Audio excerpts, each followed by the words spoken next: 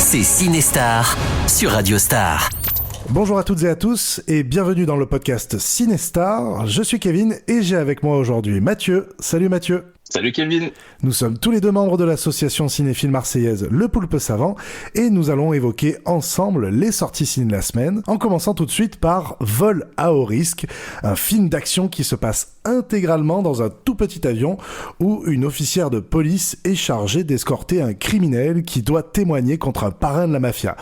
Mark Wahlberg est le pilote et il n'est finalement pas ce qu'il prétend être. Alors Mathieu, est-ce que ça te fait penser à un autre film des années 90 ?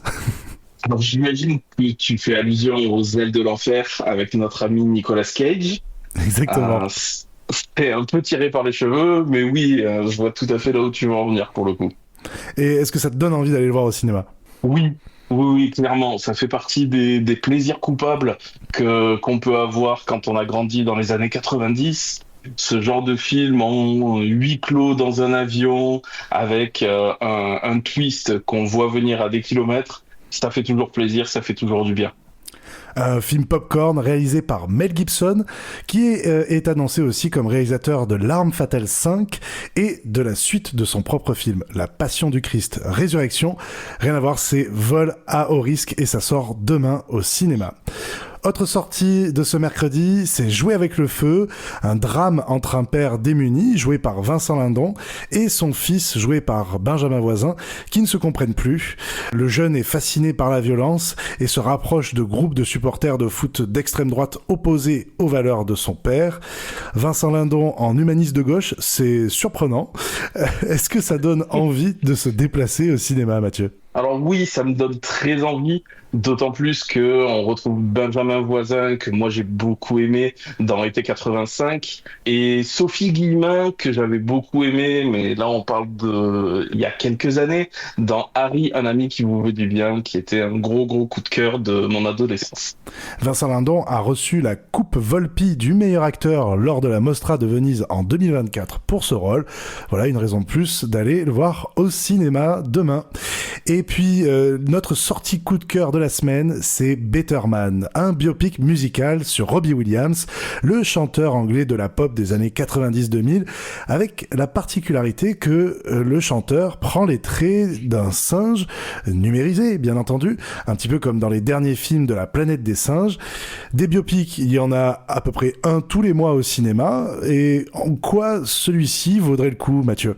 Alors celui-là, je le trouve très intéressant parce qu'en plus, c'est vraiment la vision qu'a l'artiste de lui-même. On a vu qu'il disait à gauche à droite, je ne me vois pas comme les autres me voient, voici ma vision. C'est pour le moins original, surtout quand on est noyé par, comme tu disais, les biopics musicaux. Celui-ci il sort du lot en tout cas. Et en plus, on peut voir qu'il est nommé aux Golden Globes pour la meilleure chanson originale. Ça donne toujours envie. Oui, le réalisateur du film a remarqué que le chanteur ne cessait de se qualifier de singe, notamment lorsqu'il a déclaré qu'il s'est toujours senti moins évolué que d'autres personnes. Alors, ne voulant pas réaliser un biopic classique, il a voulu se démarquer en faisant ce choix audacieux. C'est un portrait assez classique dans la forme. On part d'un petit gosse qui se bat farouchement pour devenir une célébrité. C'est un petit peu l'apanage de beaucoup de biopics, non ? Oui, moi ça me rappelle beaucoup, notamment Bohemian Rhapsody, où on avait la même élévation au niveau de Freddie Mercury. Après, ça reste plutôt convenu, on va dire, comme scénario. Plutôt convenu, c'est vrai, mais Robbie Williams, c'est un homme qui a 12 albums, des millions de disques vendus, des tournées monstrueuses, et je suis certain que bon nombre d'entre vous apprécieront voir son histoire au cinéma. Ça s'appelle Better Man et ça sort demain. Voilà, vous connaissez le programme ciné de la semaine et puis on attaque tout de suite avec l'actualité de ces derniers jours et elle a été évidemment marquée par la disparition de David Lynch, immense réalisateur américain. Il laisse derrière lui 10 longs métrages et plusieurs séries, dont la plus connue Twin Peaks. Mathieu, quelle œuvre tu retiens de lui particulièrement ? Alors, moi, il y en a deux. Évidemment, il y a Twin Peaks, parce que je suis un très grand amateur de séries. Mais il y a aussi Dune, parce que en étant né à la fin des années 80, Dune, c'est quelque chose qu'on regarde souvent un peu trop jeune quand on a mon âge, mais qui marque fortement l'inconscient et la vue cinéma avec laquelle on grandit. C'est vrai que il avait des images très étonnantes pour l'époque. En 1984 sort cette adaptation maudite de Dune, avec déjà un jeune acteur que l'on verra bien après dans beaucoup de films et de séries, notamment celle de Twin Peaks. C'est ça, Kyle MacLachlan. Et tout ça sans filer du premier coup la bonne prononciation. Bravo, c'est pour ça que je te l'ai laissé, tu as remarqué? Ouais, c'est pas mal. Et puis, il y avait bien entendu d'autres films qui ont marqué les esprits. Il a commencé avec Eraserhead en 77, Elephant Man ensuite, qui a été un peu sa consécration au niveau international et national, où il fait un film très très très différent. C'est un imaginaire, en fait, David Lynch. C'est un peintre, c'est un sculpteur aussi à la base. Tout ça se ressent. Il y a l'air d'avoir un temps long donné à ces films qui fait partie de l'art, de manière générale. C'est ça exactement. En fait, il transcende son propre média. Connaître David Lynch aujourd'hui, c'est de la culture générale. Même si on n'a pas vu tous ses films, ça fait partie des gens comme Spielberg, comme George Lucas, comme Tarantino pour certains. Et puis voilà. D'ailleurs, beaucoup lui ont rendu hommage lors de sa disparition.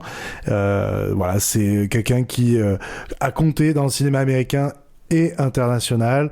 Ses derniers films, c'était Mulholland Drive en 2001 et Inland Empire en 2006, qui venaient achever, on va dire, une certaine maîtrise de son cinéma.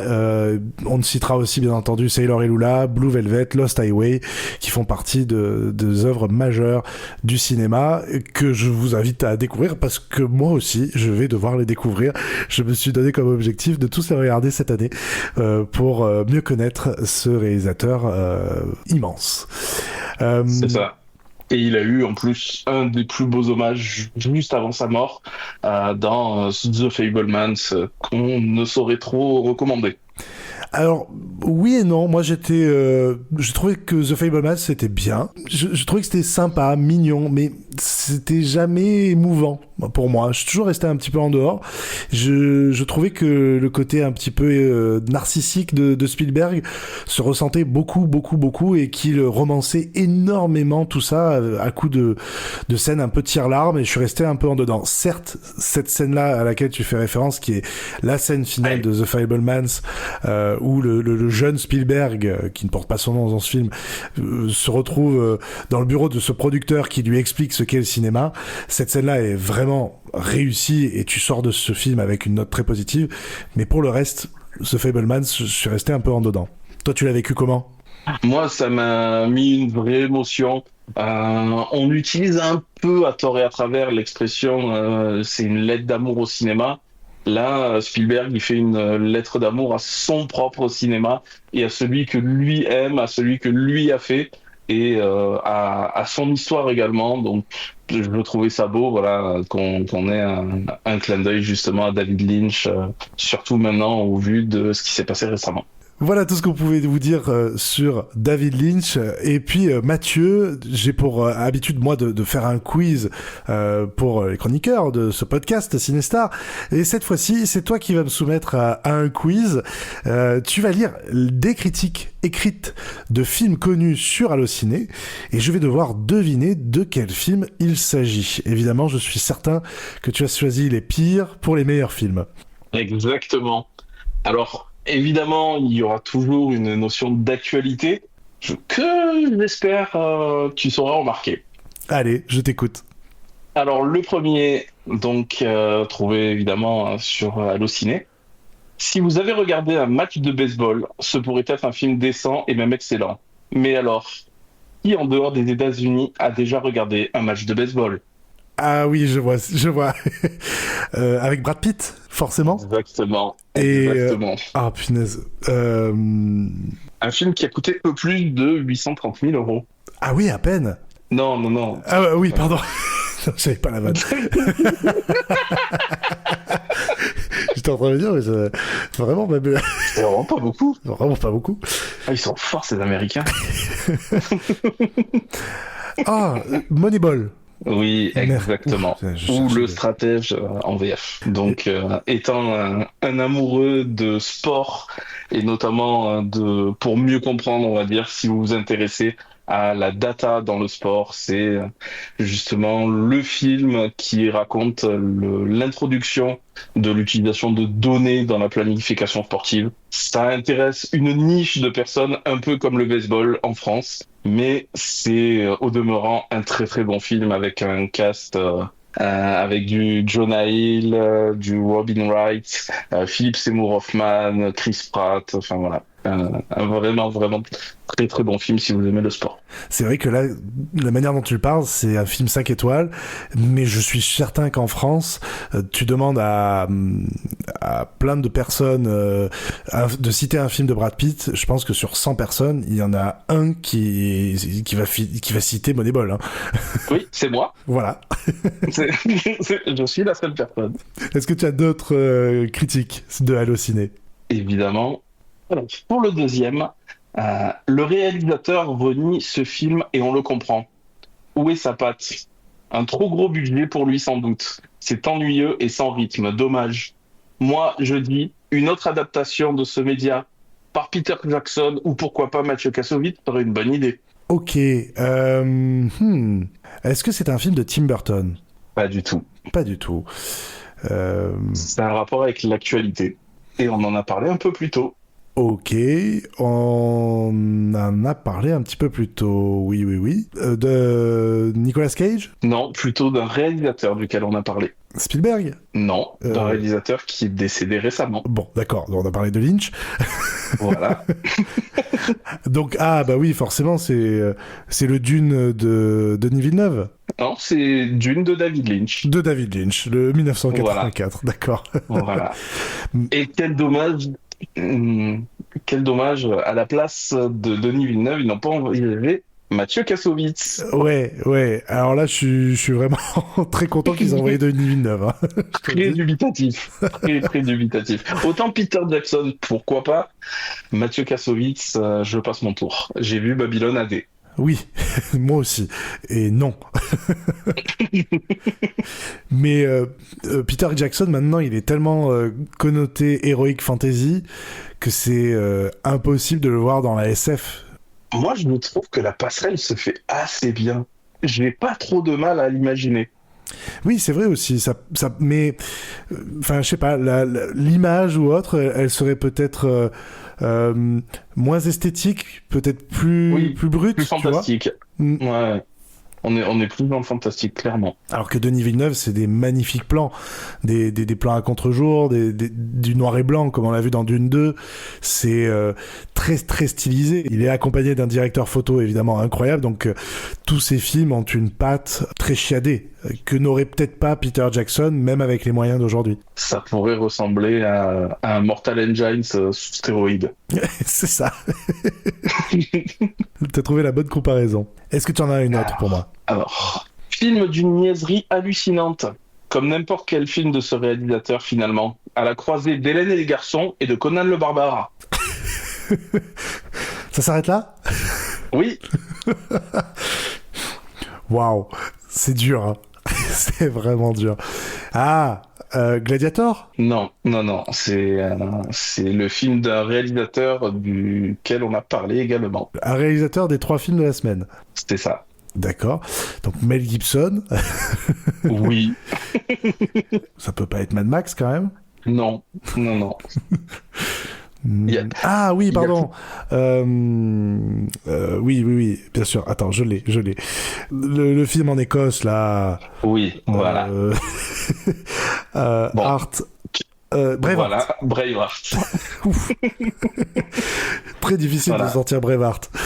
Oui, et puis on pense pas forcément à Hélène et les garçons quand on pense Braveheart. Alors, si ce n'est la coupe mulet des années 90... Il y a Sophie Marceau, après, on sait pas. Oui, bien sûr.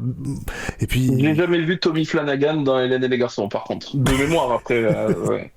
Après, tu sais pas, il y a peut-être des spin-offs. C'est une série qui a connu beaucoup de crossovers aussi. C'est ça. Oui, bah écoute, je ne remercie pas cet internaute qui a mis cette critique-là sur Allociné parce que Braveheart mérite beaucoup mieux quand même. Même s'il Moi, est... je le remercie parce qu'il m'a beaucoup fait rire. Oui, Le même s'il est... cinéma, c'est des émotions. c'est ça. C'est un film quand même assez kitsch, assez en fait programmatique dans son truc, mais quand même on se lasse pas de ce discours qu'il lance à son armée juste avant de lancer la bataille, quoi. Enfin, c'est magistral. C'est ça. Et C'est cette ça. musique qui accompagne ce discours, évidemment. Autre et dernière critique. Alors, la dernière, c'est par rapport à une sortie cinéma de cette semaine. Alors, la critique, c'est si vous avez aimé l'histoire, la littérature ou le cinéma, vous allez être déçu. Le scénario est ridicule et le casting, bien qu'alléchant, est très mal choisi. Rien à sauver. Oui. C'est donc avec Mark Wahlberg. Non, non, non. En fait, c'est une des précédentes itérations d'une adaptation de roman qui sort Oui. cette semaine. Oui. Alors tu parles du film Toutes pour une, C'est et ça. donc d'un des romans d'Alexandre Dumas. Et Tout à fait. tu parles des Trois Mousquetaires, mais version 2023, c'est ça? Non, je parle de film sorti à la fin des années 90. Est-ce que tu l'as? Avec un casting XXL. Vidoc. Non, non, non. Ça marche aussi. Oui. Et dedans, il y a Gérard Depardieu. Alors mais c'était un film ou c'était un téléfilm? Un film. Un film? Parce Oui. que je pensais évidemment au Comte de Monte Cristo, mais de Depardieu. Non, Mais c'était un non, téléfilm. c'est bien une adaptation des Trois Mousquetaires également, avec Leonardo DiCaprio, John Malkovich, Jeremy Irons. C'est l'homme au masque de fer. Waouh. Voilà. D'accord. Oui. Athos, Porthos et Aramis, joués par Malkovich, Depardieu et Irons. Très bien. Oui. Non, mais je revois très bien la pochette des DVD et j'avais complètement zappé que c'était un film franco-américain. J'avais même complètement oublié le film, en fait. Le film, exactement. Et je pense que DiCaprio voudrait que tout le monde oublie qu'il a fait ce film. Je me rends compte qu'il y avait Peter Sarsgaard dedans. C'est ça. Judith Godrèche aussi, et puis Hugh Voilà. Laurie, Hugh Laurie. Dr House pour ceux qui s'en souviennent. Incroyable de m'avoir remis ce film en tête, que c'est un film déjà de la fin des années 90, on pourrait croire qu'il est bien plus vieux que ça. C'est ça, 98. On pourrait croire que c'est le début des effets spéciaux, mais pas de l'ère dont il s'agit, tu vois, début des années 80. C'est ça. Pas début des années 2000. Non, c'est fantastique de se rappeler de ce film-là quand même. Effectivement, qu'on ne recommande pas forcément, mais si vous êtes fan de ces acteurs-là et que vous vous êtes dit je vais me refaire toute la filmographie de DiCaprio, de Malkovich ou de Depardieu, et là bah vous serez en tort, je vous invite à regarder L'homme au masque de fer. Bah écoute, merci beaucoup Mathieu pour ces critiques de Allociné. Je vous recommande à vous, chez vous, de faire le même jeu. Tout simplement, vous ne savez pas quel film voir ce soir chez vous, bah vous regardez Allociné, vous tombez sur des critiques et vous dites à votre compagnon ou compagne, bah tiens, c'est quoi le film tiré de cette critique? Et c'est très très drôle. En tout cas, merci beaucoup Mathieu. Merci à toi. Moi, je vais me venger, puisque cette semaine, on parlait de Vincent Lindon dans le film Jouer avec le feu, et j'ai pour habitude de terminer donc avec un petit quiz, 3 questions, parfois plus ou moins simples. Je dois avouer que celui-ci, si tu n'es pas un fan de Lindon, tu risques peut-être de ne pas répondre à une question. Mais je te soumets au défi. On va essayer. Ta grande culture ciné, et c'est des films relativement récents dont j'ai voulu parler de Lindon. T'es prêt? Allez, vas-y. Quel artiste célèbre a-t-il interprété en 2017? Un biopic. C'est un sculpteur du 19e siècle de renom. Ah oui, c'est Comment ça s'appelle? Rodin. Bravo, super. Rodin. Ouais. Que j'ai vu, en C'est plus. Voilà. J'en garde pas un grand souvenir. Je suis pas un grand fan de Vincent Lindon, mais je l'ai vu notamment parce que c'était un des premiers rôles de Isia, Ah de oui, Isia Isla. effectivement. Moi Voilà. aussi, j'aime beaucoup Isia Higelin en tant que chanteuse. J'ai eu l'occasion de la voir sur scène et j'avais trouvé qu'elle avait une énergie incroyable. Voilà, un point pour toi. Deuxième question, est-ce que tu peux citer un des 3 films de Stéphane Brisé sur le travail? Il a fait une trilogie sur le travail, où Vincent Lindon, à chaque fois, a un rôle différent. C'est des films qui sont relativement récents, qui ont tous Alors, moins de 8 ans, je crois. alors, je ne peux en citer qu'un, Ouais, mais parce que tu m'as fortement recommandé les 3. Moi, je me souviens de La Loi du marché, c'est qui est ça. le seul que j'ai vu de cette trilogie. C'est ça. C'est celui qui démarre la trilogie et c'est celui pour lequel il reçoit le prix d'interprétation masculine à Cannes. D'accord. C'est un film où il joue un agent de sécurité dans un supermarché et il va se retrouver à faire des choses, à devoir prendre des décisions, en tout cas pas faire des choses parce qu'il est pas très actif justement. C'est un petit agent de sécurité sous les ordres de supérieurs un peu minables et en fait c'est en creux une critique évidemment du capitalisme et de la société de manière générale. C'est un film de Comme société. 80% de sa filmographie. Exactement. Et puis il y a donc 2 autres films qui s'appellent En guerre, où il joue le rôle d'un syndicaliste qui va monter au créneau dans une usine. Et puis un autre film, Un autre monde, où là il se retrouve de l'autre côté, puisqu'il va interpréter le grand patron d'une usine et il va être en fait pressé entre les actionnaires qui lui demandent de réduire les coûts au maximum et les syndicats qui vont, à force de se faire marcher sur les pieds, lui tendre un piège qui va avoir un impact très fort sur lui et sa vie de famille. Voilà, donc ces 3 films que je recommande vraiment fortement. Les 3 sont très très bien interprétés, sont, je trouve, assez justes. Et Stéphane Brisé s'est vraiment bien renseigné à chaque fois sur des cas types dont on a tous entendu parler au JT de 20h. C'est très puissant. C'est ça, c'est toujours inspiré d'histoires vraies, c'est toujours très actuel. La Loi du marché, moi, c'est un film que j'avais vraiment apprécié. Alors que voilà, clairement, c'est pas mon style de film de prime abord, étant plus fan de cinéma, notamment étranger. Voilà, ça passe tout seul et je pense que je vais regarder la suite de la trilogie. Et bien, 2 points sur 3 pour toi. La Mal. troisième question qui arrive, c'est en 2022, il est président du jury du Festival de Cannes. Tu me vois venir, à quel film a-t-il décerné la Palme d'Or? La Palme d'Or 2022.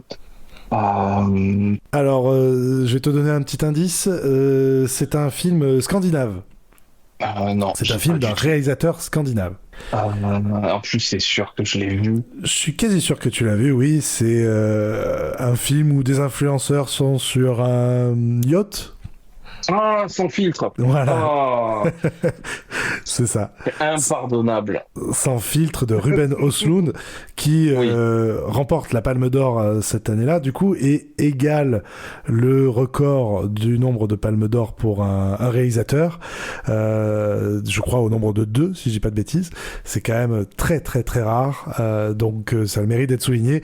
Et c'est une farce, hein. C'est un film complètement outrancier sur les riches et C'est ça. Et le toujours plus. le tout. Voilà, c'est ça. Et c'est pour moi un de mes coups de cœur de l'année 2022. Ruben Östlund, c'est un réalisateur très clivant. Moi, j'ai beaucoup aimé ses précédents longs métrages et celui-ci tout particulièrement. Et je vous invite à vous faire un avis si vous ne connaissez pas ce réalisateur, parce que c'est très actuel et très européen comme vision, je trouve. C'est ça. Regardez The Square. Absolument. Oui, oui. Et d'ailleurs, on finit de reboucler la boucle puisque dans The Square, il y a un humain qui joue un singe, comme dans Better Man qui sort cette semaine. C'est très fort. Bravo. C'est pas mal, hein. Vol à haut risque et Jouer avec le feu sont nos 3 sorties ciné de la semaine. Merci à vous de nous avoir écoutés et merci à toi Mathieu de m'avoir accompagné. De rien, merci Kevin. Retrouvez-nous tous les mardis à 19h10 sur Radio Star et en podcast sur le site et l'appli de Radio Star. Allez au cinéma, découvrez des films et on se retrouve la semaine prochaine. Salut. Salut. Retrouvez tous les podcasts de Radio Star sur radiostarsud.fr.